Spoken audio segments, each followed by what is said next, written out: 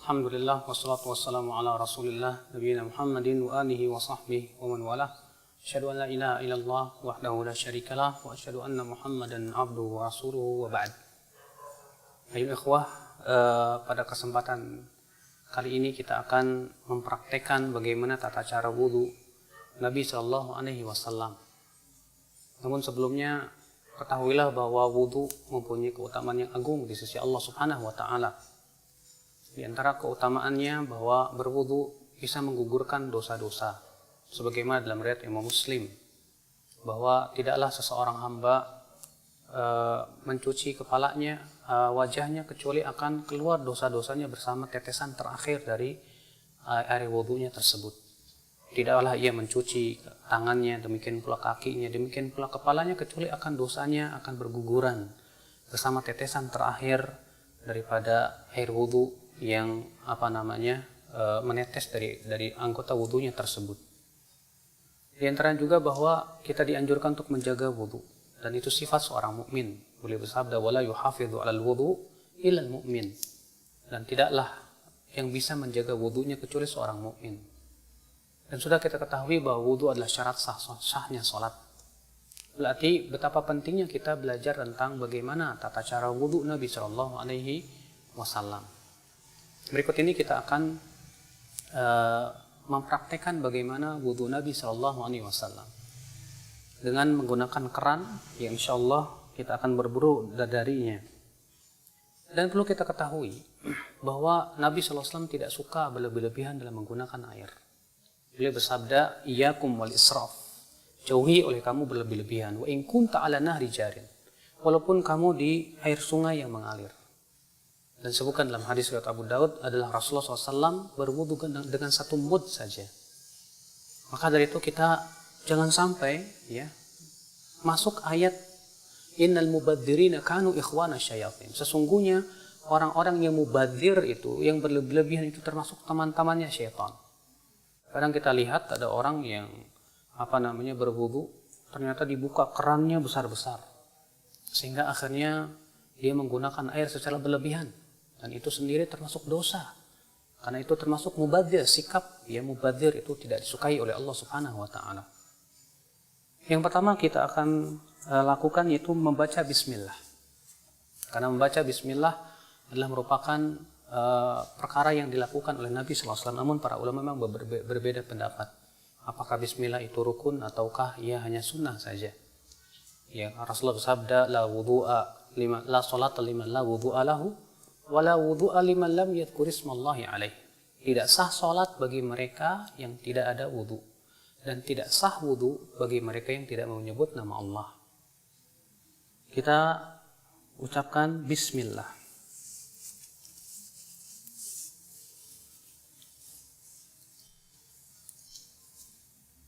Bismillah, kemudian kita cuci tangan kita 3 kali. Karena Nabi SAW mencuci tangannya 3 kali, sebagaimana dalam hadis Utsman, hadis Abdullah bin Zaid. Kemudian setelah itu kita berkumur-kumur 3 kali.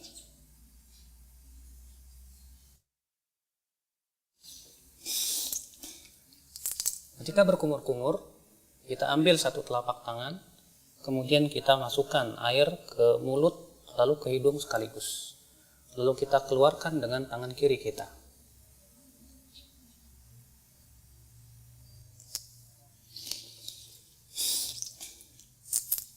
Kita lakukan itu 3 kali.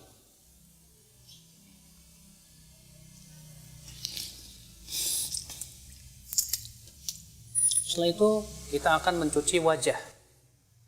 Dan batasan wajah terjadi ikhtilaf para ulama, apakah wajah itu dari sini ke sini, dan ini pendapat jumhur, itu dimulai dari daging yang menyembul di sini, di telinga, sampai kepada ini. Sebagian ulama mengatakan bahwa wajah itu masuk padanya bagian kuping, bagian depan. Dan ini diriwayatkan dari Ali bin Abi Thalib. Adalah Ali bin Abi Thalib ketika mencuci wajah, beliau mencuci bagian depan telinganya. Ya.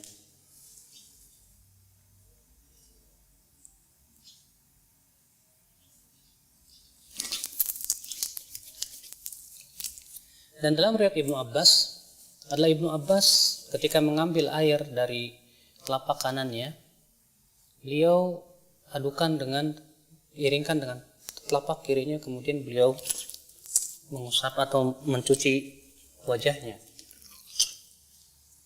Kemudian dilakukan itu 3 kali.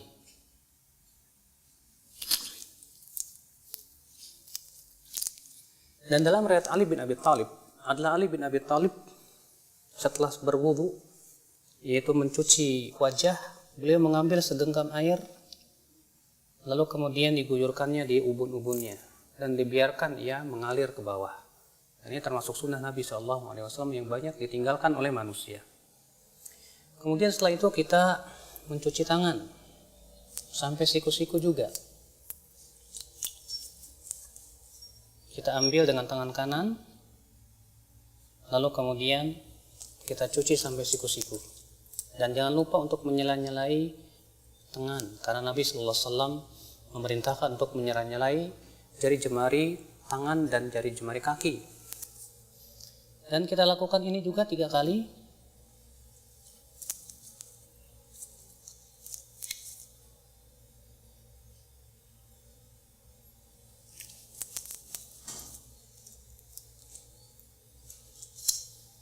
Kemudian setelahnya sebelah kiri.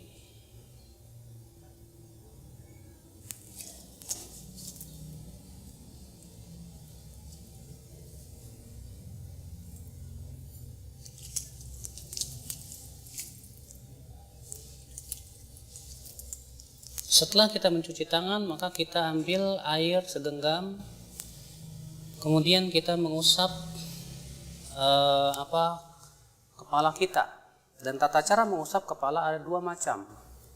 Yang pertama yaitu mengusap dari arah depan, kemudian kita seret sampai ke tengkuk, kemudian kita kembalikan lagi ke depan. Begini. Kemudian kita kembalikan lagi ke depan. Lalu kemudian kita masukkan jari kita ke dalam telinga, lalu kita usap bagian belakangnya. Seperti ini. Karena Rasulullah mengatakan al-udhunan minar ra's. 2 telinga itu bagian daripada kepala. Jadi ini cara yang pertama, itu dari arah depan. Kita kemudian tarik ke mana? Ke tengkuk. Kemudian kita kembalikan lagi ke bawah, ke depan. Kemudian kita masukkan, lalu kita usap bagian luar telinga. Ini cara yang pertama. Adapun cara yang kedua, itu yang disebutkan dalam hadis riwayat Abu Daud juga dari hadis Rubai', bahwa adalah Rasulullah SAW mengusap kepalanya wala yughayyir min sya'ri syai'an.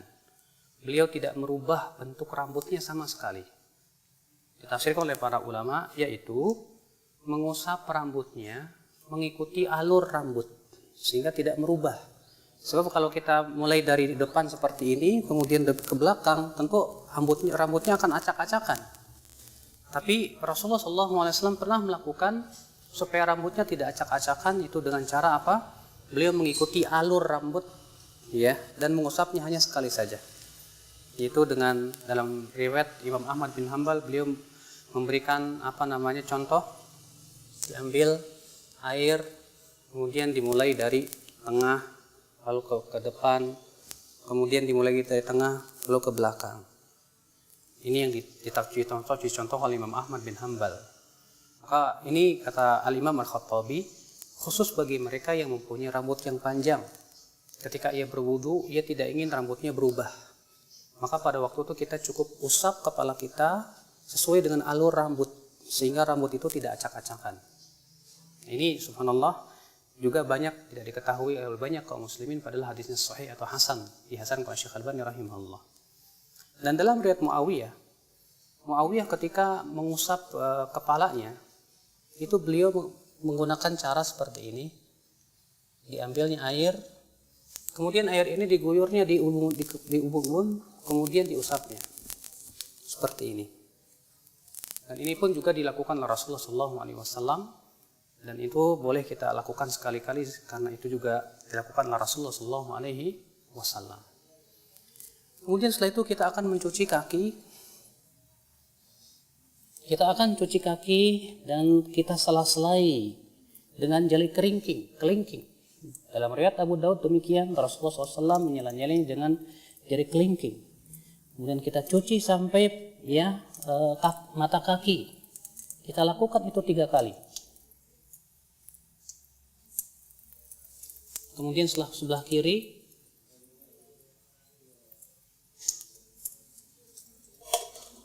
kita lakukan itu 3 kali.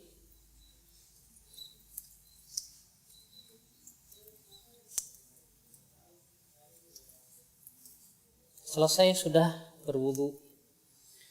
Lalu kemudian setelah berwudu dianjurkan kita mengucapkan asyhadu an la ilaha illallah wahdahu la syarikalah wa asyhadu anna Muhammadan abduhu wa rasuluh. Bisa ditambahkan Allahumma ja'alni minat tawwabin wa ja'alni minal mutatahhirin. Dan disebutkan dalam riwayat Tirmidzi, Rasulullah SAW juga mengajarkan doa lain. Ya, setelah wudu, yaitu subhanakallahumma bihamdik asyhadu an la ilaha illa anta astaghfiruka wa atubu ilaik. Rasulullah, siapa yang membaca ini setelah wudunya, maka akan distempel dan tidak akan pecah selama-lamanya sampai hari kiamat. Subhanallah. Rasulullah mengatakan, siapa yang mengucapkan setelah wudunya asyhadu an la ilaha illallah wahdahu la syarikalah wa asyhadu anna Muhammadan abduhu wa rasuluh, maka akan dibukakan untuk dia 8 pintu surga. Dia bisa masuki 8 pintu surga itu dari pintu mana saja dia masuk. Masya Allah. Lalu kemudian disunahkan kita untuk sholat 2 rakaat. Disebutkan dalam hadis Bilal, Rasulullah bersabda, ya Bilal, bima sabaqtani ilal jannah, dengan apa engkau mendahuliku ke dalam surga. Kata Bilal, wahai Rasulullah, tidaklah aku berhadas kecuali aku sholat 2 rakaat. Kata Rasulullah, dengan 2 itu kamu masuk surga. Subhanallah. Ini keutamaan yang agung ya akhul Islam. Semoga ini memberikan faidah untuk kita semua tentang bagaimana tata cara wudu Nabi SAW. Ini saja. Subhanakallah bihamdik. Asyhadu an la ilaha illa anta astaghfiruka wa atubu ilaik. Wassalamualaikum warahmatullahi wabarakatuh.